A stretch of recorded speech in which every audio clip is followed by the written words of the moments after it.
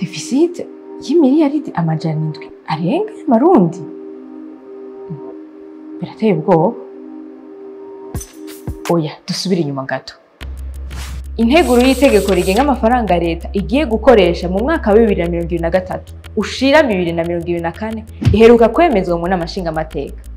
Uyu mwaka rero deficit budgetaire ikaba irenga imiliyaridi amajana indwi na 28. Ugereranije no mu mwaka uheze hiyongereyeko ibice amajana 269 n'ibice 2 kwijana. Ehe namwe ni mu vyirabire. Hinge gato. Ubwo mvuze deficit budgetaire nitoye. Nyimba watakaye nta kibazo ndazi ntiri wenyene. Reka tubirabire hamwe. Deficit budgetaire nico twita mu Kirundi igihengeri. Rero haba deficit budgetaire igihe leta ikoresheje amafaranga arengeye ayifise mu kigega. Ivyo ndibaza birumvikana.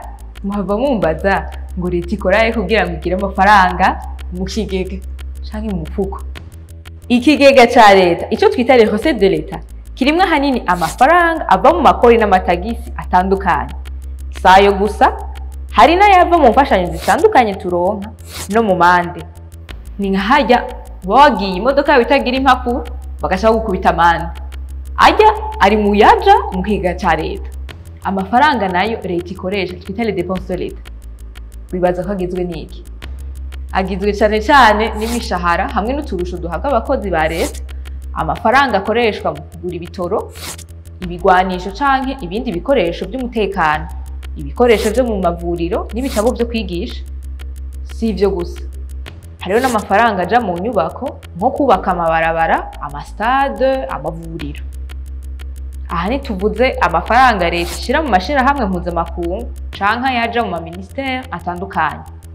Ibi byose tubonye rero iyo bitwaye frambu nyinshi irengeye iyo leta ifise mu kigega niho ca tuvuga ko habaye deficit budgetaire.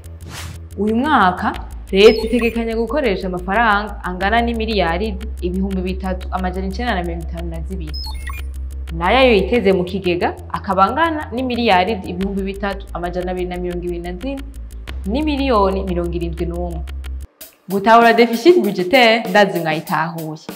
Ariko nibibazo ndazi ntimubibuze. Mu cyabonetse igihengeri bacuzuza gute? Bacuzuza n'amafaranga avuye he? Inyishu ni mu ka video kazokurikira. Stay tuned.